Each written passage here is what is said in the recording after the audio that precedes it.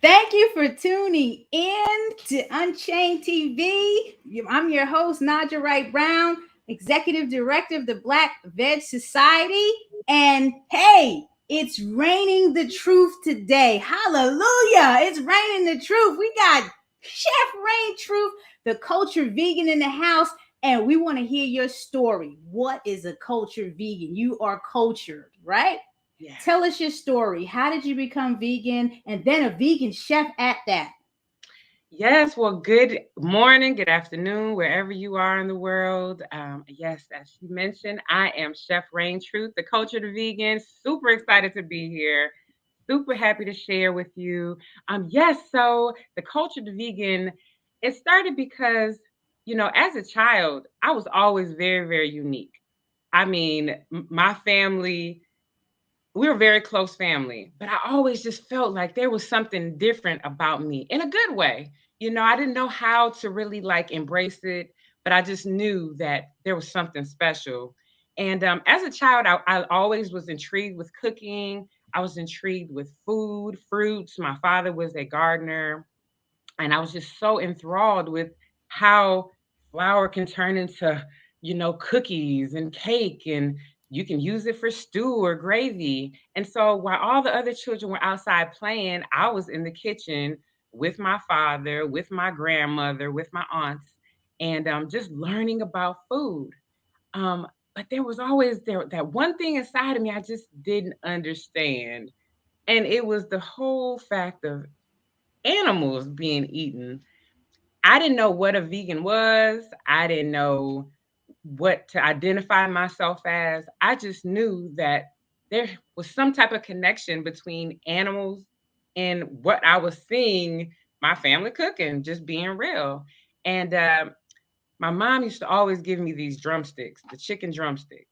And I used to always get in trouble because I used to just pick at it, and I would take it all off to make it look like I ate it. And back in the day, we used to have these cushion chairs. They were old school cushion chairs that you sit on in the golf. And I know, I know I you remember remember. those. And they would have flowers on them. They were real patterny. Yeah. And and oh my gosh, I cut a little slit inside, and I took the stuff out, and I was stuffing the chicken in there. And at some point, as you know, it starts stinking because that's what happens to flesh. It starts Right, stinking over time. right. And so my mom, she's like, there is something smelling in this kitchen. She just didn't know what it was. And one day she's like, at some point you can identify where it's coming from. And I always, back then, like people pretty much had their seats that they sat in. And basically she discovered my treasure of chicken, and I got in trouble. And Ooh. yeah, I did. And so after that, I just told her like, I don't want it. I don't want that. And I would just start eating the sides. And I was young. And I remember because we were living at my grandmother's house back in the day. And I was eating the sides. I was eating the sides, eating the sides. And then very young, because my mom was always working, and it was me and my brothers at home. I was pretty much cooking for myself a lot as a child. And so I just was cooking. I would have food made for her when she was coming home from work, and it just kind of progressed from there. I had a connection to animals. I used to go to the park and feed a squirrel, Lay's potato chips. Like there was so many different variables, but they thought it was a phase initially that I didn't want any meat. And after time and over time, and I was preparing most of my own meals anyway, it just progressed from there. I knew I wanted to be a chef at the age of 6. I wanted to be the author or a chef, and here I am. Wow, at the age of 6, my goodness. At that age, I was, going to summer camp in rural Massachusetts and learning about eating fresh fruits and vegetables from a garden that was on the land. So that's incredible at the age of 6. So you started a youth culinary program, right? Yes. Tell us about that. Oh my goodness. So I love, love, love children, and I really love seeing the pride and joy in them in anything that they do. And being that cooking was something that I feel like it helped me just like tap into my creativity. I wanted to pass that forward and share that with other children, because if you really look at it, so in my high school, I was the last class before they got rid of home ec. That was my freshman year. So just imagine how many students or how many youth don't get to even know, like, hey, I can be a chef. I can make this a career. And wow, I didn't, want to be I didn't want it to be that children were not able to experience this. So I took it upon myself to create this culinary program. It's ages 4 to 18, although I do prefer to work with 4 to maybe 14, because they're still really open minded, really intrigued. And I incorporate math and science, and because that's what food is all about. You're incorporating recipes, and, I love history, food science. And yeah, like working with children, like I said, seeing their faces, showing them how to eat healthy, because you see so many children eating Cheetos and, Right. eating Stuff. Yeah. noodles every day. So, Right. Stuff that they shouldn't be eating. So this mhm. program, is it a virtual program? Is it in person? And now with the pandemic, what's been going on? So tell us the progress of the program. How many students do you take in? And how does, like, I would want to get my daughter in this. How do I do that? Yeah, so I travel. It has been kind of both. I haven't done the virtual yet. I try virtual, but virtual, I'm really hands on. And even with the pandemic, I'd rather take a break more so than try to do the virtual with children. Maybe I haven't tapped into it in its full, greatness yet, but typically I do about 15 to 20 children by myself, and then I'll have an assistant come. So, it's very, very inexpensive class. I've done it in New York. I've done it in well, I'm currently in New Orleans, so I've done it in Chicago, Milwaukee. Where else have I been? Um, Atlanta. So I've done it kind of a few different places. Done it in the schools and things like that. So I'd either do a 6 week one if it's like a stationary local place, or I do like a condensed one, like a weekend class, if I'm traveling to go to another state. I like that. Oh yeah, Black Veg Society got to connect with you, and I think that is wonderful. You also have some event planning under your belt, huh? Talk to us And about that, because I know all about it. yeah, As a matter of fact, talking about that, the last time I seen you was 2015 at the second annual Vegan Soul Fest at Baltimore City Community College, and that was a great time. But that's the oh, last time I saw you in I person. know, it was so, oh my gosh, I missed them days. It was such a great event. I was so happy to Wasn't see it? you. I think I Yes. ran up to you like, ah, I was so happy to see you. Yes, I got the pictures and they all on the Facebook. So talk to us about your event planning, because I Yeah. know. Yeah. Yeah, so as somebody who travels a lot and I go to all the vegan fests all over the country, especially before like they became really, really just everywhere. I used to get frustrated. I used to get frustrated because I seen that, we would have maybe one or two, Black African American people on the platform, but we would be in attendance in abundance, but there was really no representation. And so I really wanted to create something where it was very, very representing of who I am.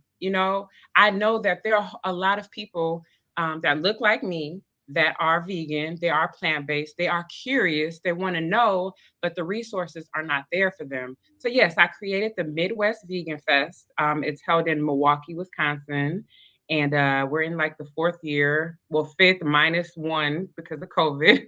And yeah, it's just like been such a great thing. I bring celebrities and people from all over the country, and we have vendors and food. And my key component of it is children really, really tapping into letting them know, like, hey, I'm not alone, and oh, there are other children out here like me.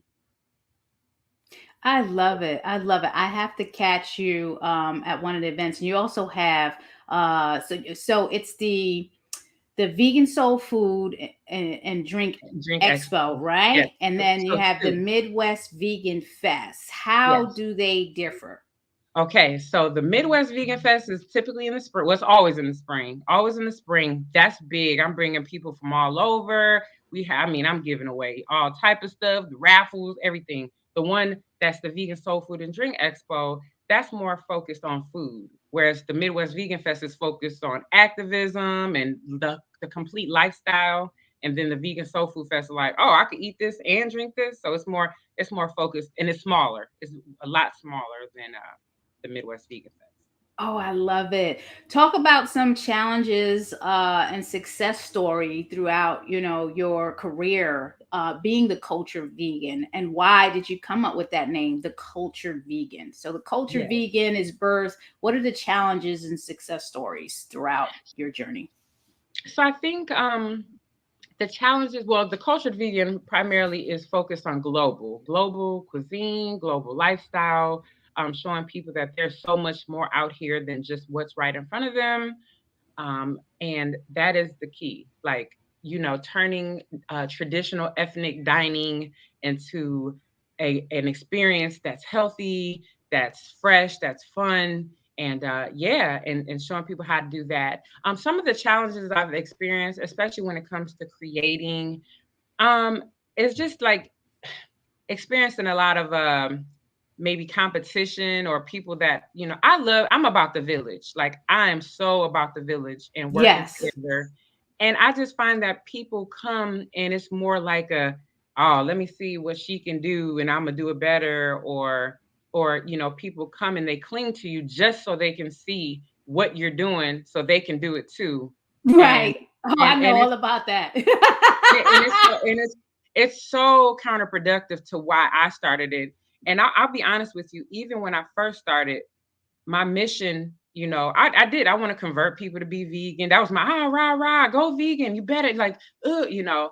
And over time, my mission, that's not my mission anymore. My mission is to, you know, uh be available for people, educate, be available for when people are ready, just showing people by leading by example, and then just letting people know that, hey, this is where I'm at if you need me or if people ask. But I don't push it on people. I don't think I'm better than anyone, but I definitely, yeah, definitely the competition part is just, it's rough. It's rough, especially when it's coming from people that, are close to you, or you feel like you guys are on the same page, and it's just not the reality of it.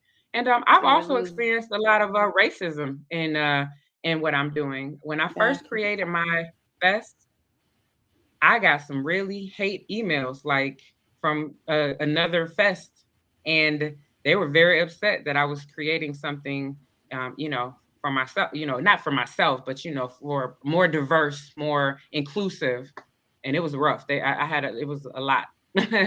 Why? I mean, why can't people believe that we can have more than one soul food, veg fest, vegans fest, black veg fest? Like, there's enough to go. Like, everyone is not going to be in every major city or where the demographic is. So, we all need to band together and get along. And in saying that, that's why the Black Veg Society is meeting people where they are. And we're talking about not just people, businesses, organizations. We're building strategic partnerships across the nation and even across the globe. To help people understand that we can do this together. You don't have to be in silos. You can have Yeah.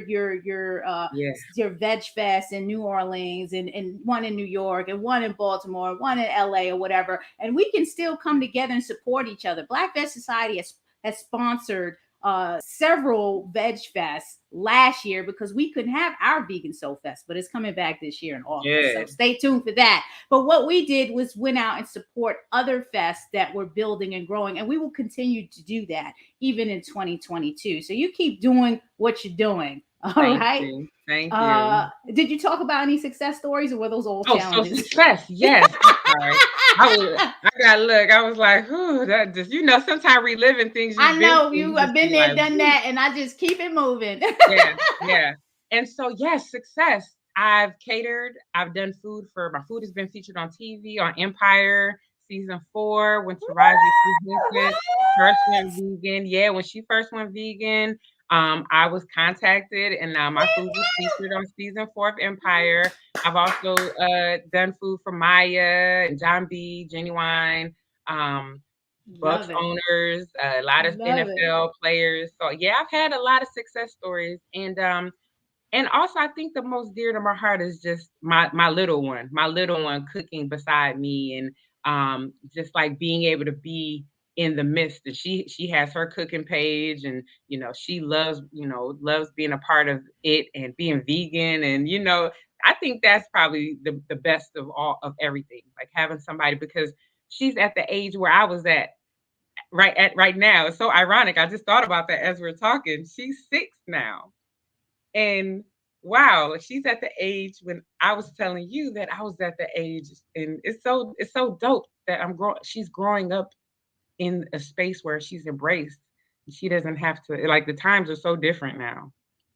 Yes, yes, we're getting there. Still got some more work to do, but it is a different time. My daughter is 10 years old now, and everything I do, I make sure it's a reflection of, hey, you can do this too, and you want to be your authentic self as best as you can. You don't got to do everything that I'm doing, but find something, find your purpose, get your passion up, and let's do it. And mommy's going to help you get there. We're going to do this together. And you have 3 children, so right.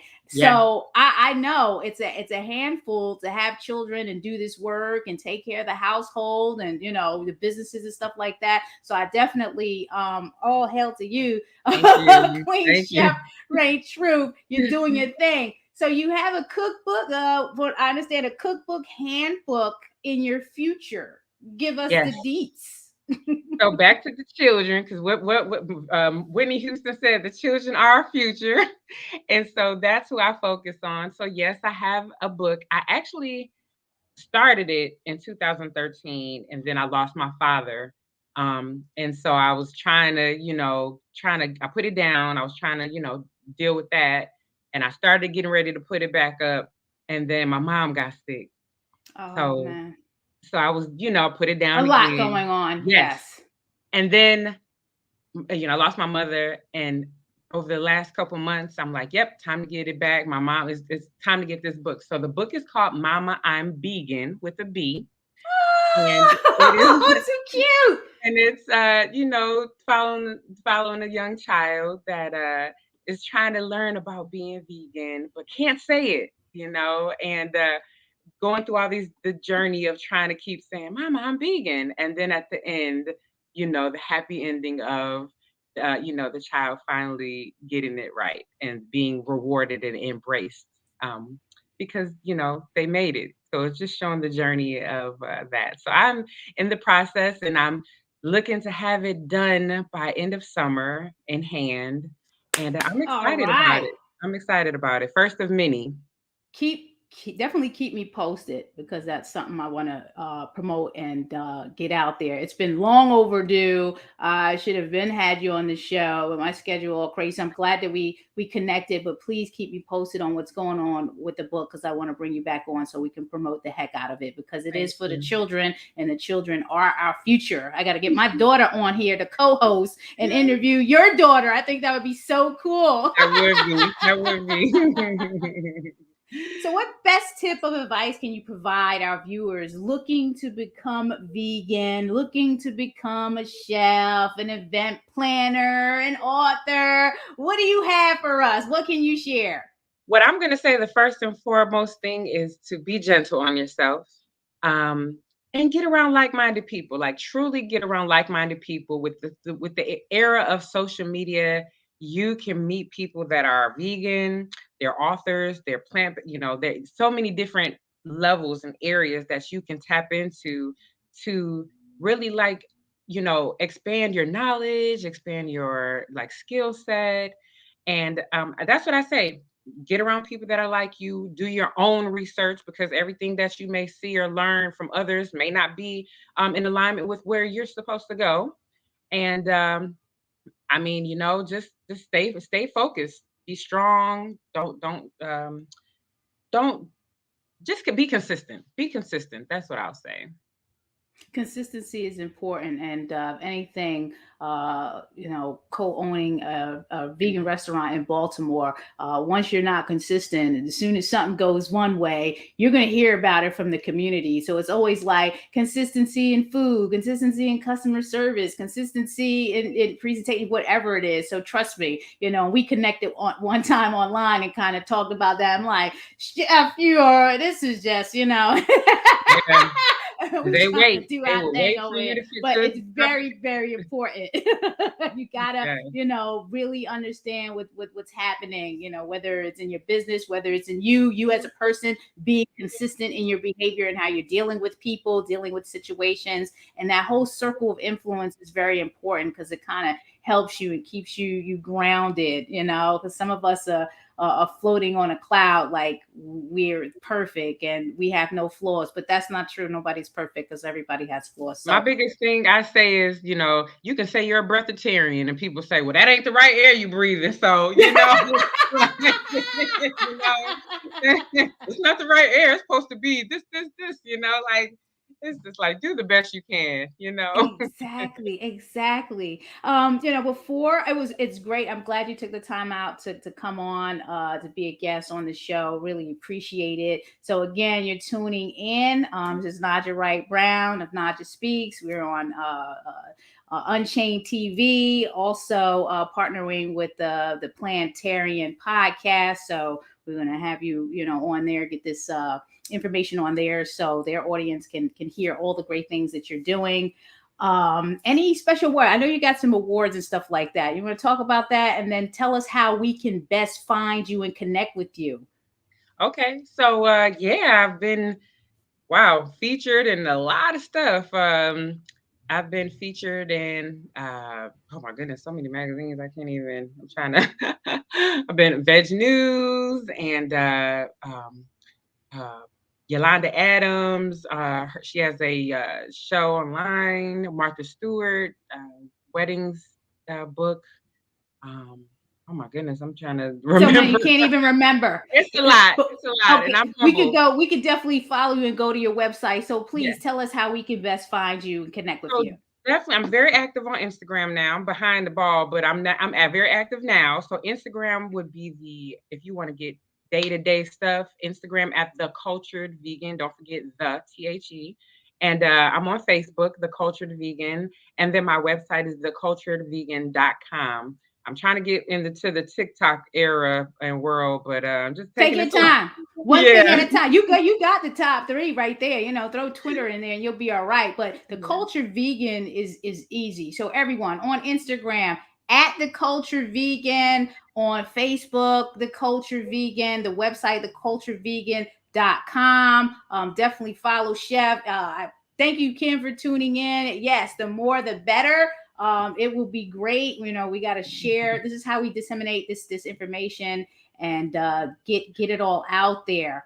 Before we leave out, I just got to shout out folks that are supporting the Black Veg Society. Again, the Black Veg Society is meeting people where they are on their journey towards health, veganism, plant-based lifestyle. If you're enjoying this content, please subscribe, like, comment, share, and support Black Veg Society at the blackvegsociety.org. And you can follow us at the Black Veg Society on Instagram, Facebook, and Twitter.